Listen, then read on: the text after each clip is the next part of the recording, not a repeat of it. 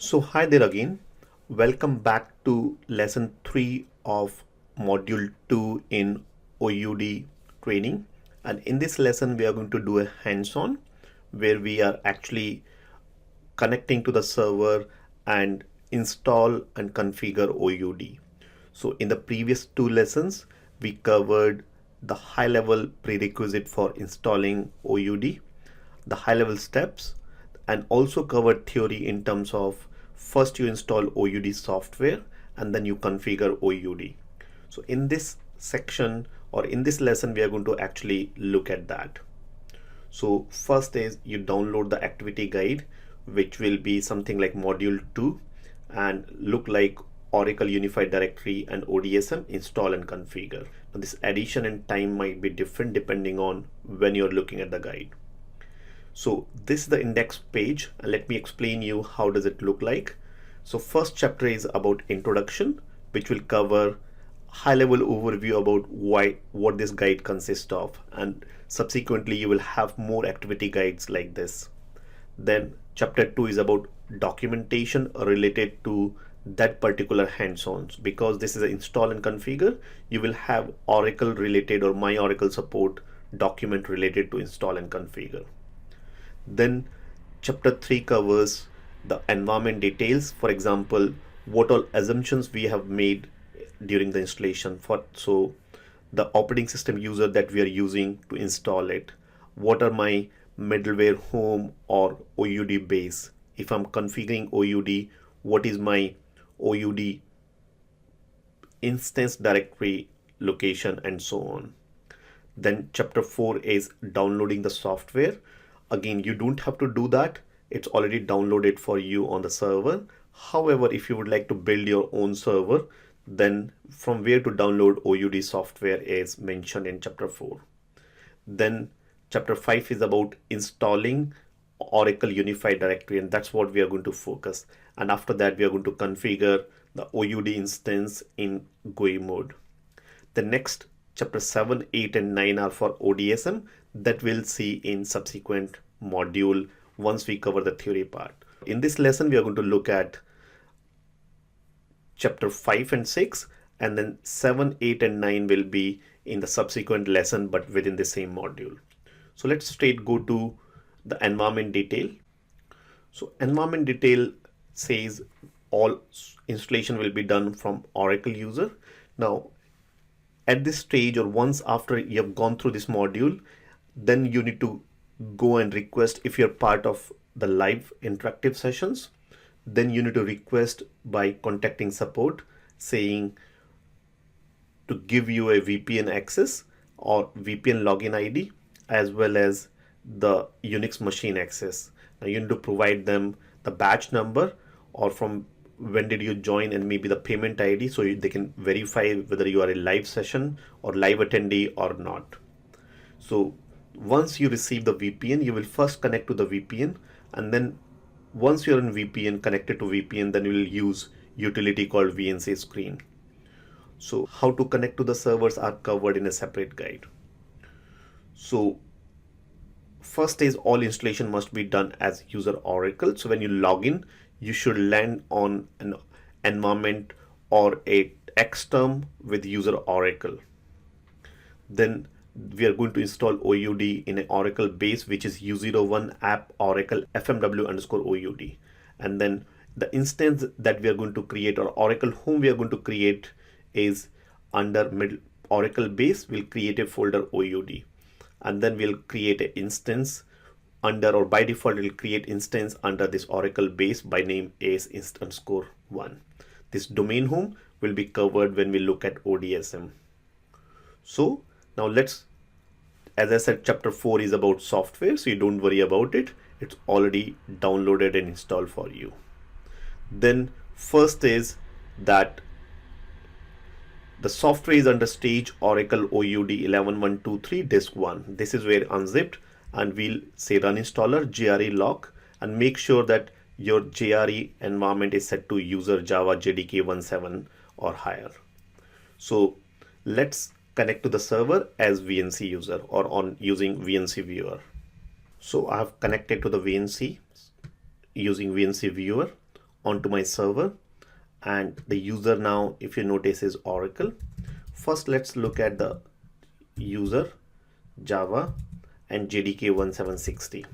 Again, the documentation says 1780, but 60 should work as well as long as it's JDK 1.7. But make sure in your production environment or at a customer site, make sure you're using certified JDK.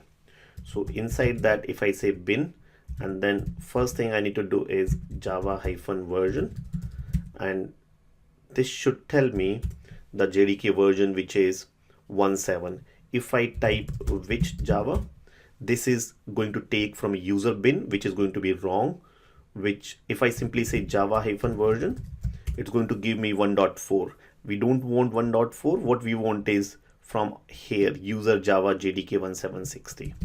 Now, if I look at stage, Oracle, here I will look at OUD software. Inside that 111230, and inside this one, this is where I have a run installer which I'm going to use. So we go back and say user. So we go back to this location which is under disk 1 and say run installer -jreloc and user Java JDK 1760. This is my JDK or JRE location. Hit enter. It's going to start the installer.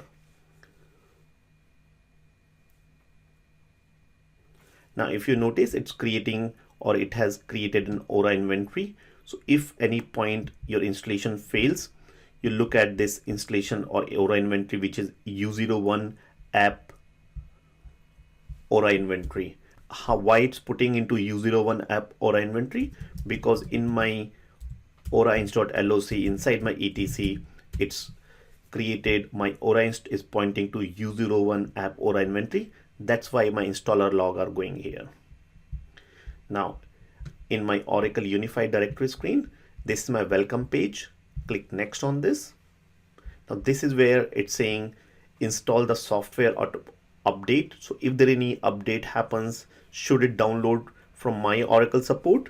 We say skip. We don't want software to be automatically downloaded from Oracle support. We will manually be downloading if we need to apply any patches. Click next. Now, this is the prerequisite check as I was covering in theory or earlier lessons, that if any of these check fails, you need to find out or fix the problem and click on retry. If you want to see what are the packages, you expand that and see list of all the packages like binutil should be this version, compact lib std is this version, and so on. So you can get list of all the RPMs. Similarly, the kernel parameter, you can get that hard no file or soft number of open files and glibc version and physical memory and so on. Because all the checks have completed successfully, I'll click next.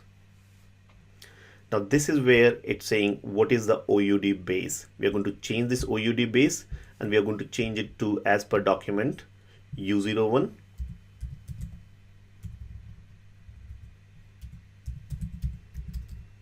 app Oracle and then fmw underscore OUD. This is my Oracle base, and inside that I'll create a folder OUD, and this is going to be my Oracle home for OUD. So this is my Oracle base and this is my OUD. Now later in subsequent sections, we are going to configure ODSM, and for that ODSM, we are going to install WebLogic and application diagnostic or application development framework runtime. Those things will be installed in the same Oracle base or same middleware home. So click next after specifying the installation location, and you are in a summary page which tells you what is your OUD base and what is the OUD Oracle home. It's going to need just 150 MB, which is very, very tiny. And then it's showing that it's installing Oracle Unified Directory. Now you can save this response file. If you want silent install in future, you can save this response file and use this response file in future. Click on install. And now if you notice, my installation log are going into U01 app Aura inventory. I told you earlier why they are going into U01 app Aura inventory, because my Aura inventory location is set to this location in aura.loc. So we'll go into logs and then do ls minus ltr and do a tail on the latest log file, which is tail minus f install 2017 and log. So it's going to tell you what happens behind the scene when installer is installing OUD. And it's already now 97% done. It will update Aura inventory. So now let's go into Aura inventory. This is my log file, but also apart from logs, it will also go and create or register this Oracle home inside content XML. So we'll go into content XML. Now earlier in the previous lesson, I mentioned uninstall. So that uninstall is basically, or deinstall is basically removing from this inventory.xml. So we are under my Aura inventory inside that content XML. And then if I open inventory.xml, this is where it's going to register. It says my OUD home is this name, and this is my full path of OUD Oracle home. So this is what it's already registered. So in future, if I need to apply patch using opatch, so that time this inventory will be used. Otherwise, this inventory will not be used. For any reason, if you accidentally delete or corrupt this inventory, we can easily recreate this inventory again. Now, if you notice, installation has reached 100%. So we'll click next and verify that installation is completed successfully. Click on finish. So now this completes installing OUD. Now after OUD is installed, next part is, as we saw in theory in previous lesson, we need to configure the OUD. So let's go back to activity guide and see how do you configure OUD. So if you notice now, I'm back onto the activity guide, and chapter 6 covers configuring of OUD instance. Again, when you do the hands-on and if the chapter is slightly different, then don't worry, just look for configuring the OUD instance. Now in the activity guide, we have covered both graphical user interface and command line interface. My suggestion to you is, till you are comfortable, until you're proficient by using GUI, don't go to command line. First configure using GUI so that make yourself comfortable, and later you can automatically configure using command line. So first thing to note is that you go to the Oracle home for OUD, which is Oracle base till fmw_OUD and then OUD. Make sure that you export the Java home to your JDK 1.7. Otherwise the OUD setup will fail if you don't set the Java home. So this is important. And then you run OUD-setup, and then from which is under OUD Oracle home. So once OUD setup is done or start, then you follow the installation screen and follow the activity guide. I'm going to go directly onto the server and show it to you. We are going to use wherever possible the default values. So let's connect to the server now and go to OUD Oracle home and run this OUD-setup after setting the Java home. So I'm again connected back to the VNC screen as user Oracle. So we'll go to U01 and app Oracle and fmw_OUD. So this is my Oracle base for OUD. If I look at this folder here, so inside this folder I have just OUD folder, and this is where my OUD software is. As I said earlier, from here we need to run OUD-setup, but before that we need to set our Java home. So we'll say export and Java_home is equal to USR Java and JDK 1760. Once this is done, then say /OUD-setup.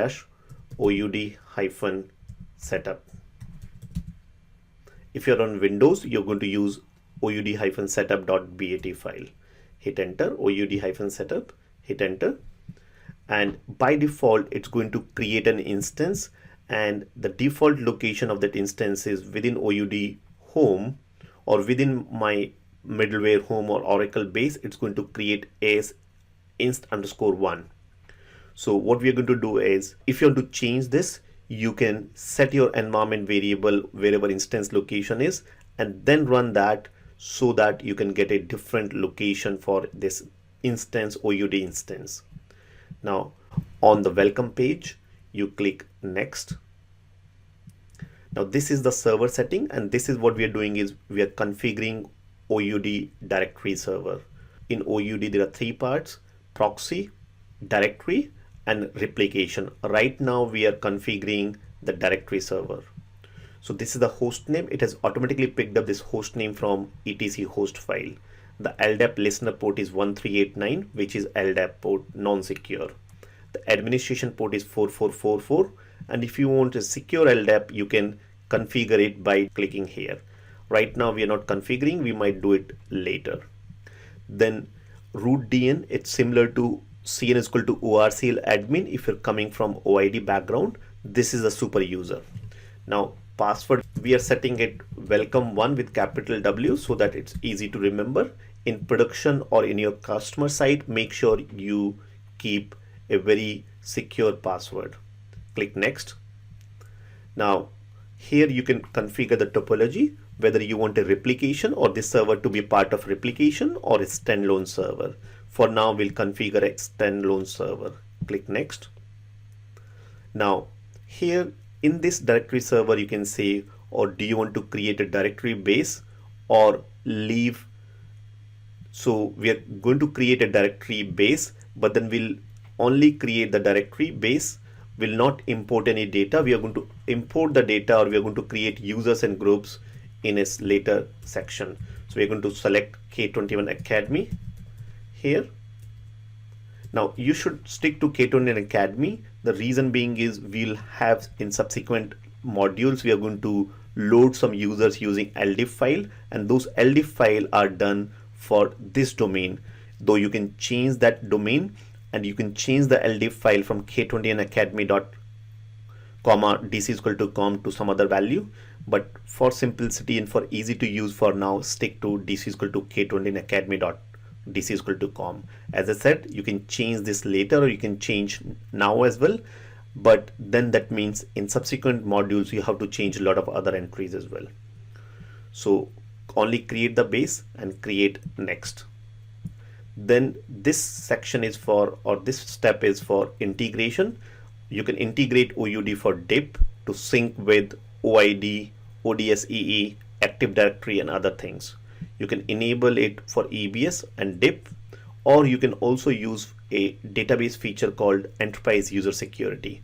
We are not going to use anything right now. We might do it later. So we'll simply say no specific integration and hit next. Now you are on a server tuning page, and server is suggesting based on the server memory. It's saying, oh, you should configure somewhere in the range of 80% of system memory, and then for OUD 3.5 gig. We are going to reduce it down, and I think because we are doing a test environment, 2 GB should be enough. Check from the drop down. You can see either providing runtime options or providing the memory to be used for OUD. So there are two options, for runtime option and for memory during OUD. Click next, and here you review the configuration. So this is my host name. My LDAP listener port is 1389. The default is 389 for LDAP request. Administration port is 4444. SSL we have disabled. The directory DN is CN is equal to directory manager, and this is my directory data where I've not created any directory data.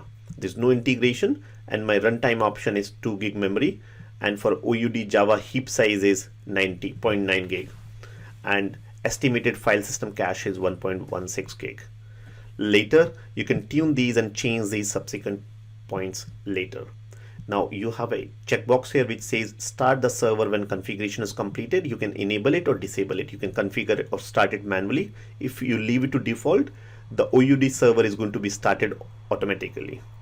Make sure it's understand this is just OUD. We have not touched ODSM yet. ODSM will be in later lessons. So click finish, and now this will if you need to see the status, the log will go under instance. This is my OUD instance. So under my middleware home or Oracle base, it has created an instance for OUD. Inside that OUD folder and logs. So let's go and have a look at that. I'm going to open another terminal in parallel while it's configuring these values, and hopefully, so this is a tab. We go to U01 app Oracle and then fmw underscore OUD. Inside that ACE inst underscore 1. Inside that OUD. Inside that logs folder, or let's see, inside that OUD and logs, and inside that my OUD setup. So this is the file which for OUD setup log file, and it says here you will see if any problem in OUD configuration, you come and have a look at this location.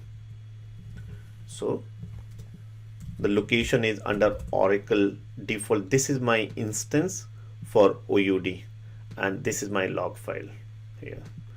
So if you go back, now setup is done. It's starting the OUD server now, and once OUD server is up and running, then you should be able to access OUD server using ldep command.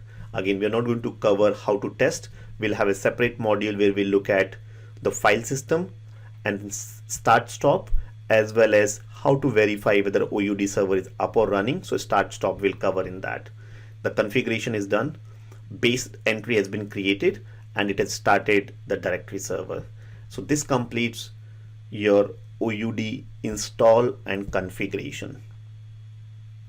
Now it will become more clear when you do the hands-on, but for now, complete this lesson. In the next lesson, we are going to look at ODSM install and configure, and then we'll come back to this activity guide where we do hands-on for ODSM. So head on to next lesson where we cover theory for ODSM, and after that we'll cover hands-on for installing and configuring ODSM. I'll see you in next lesson.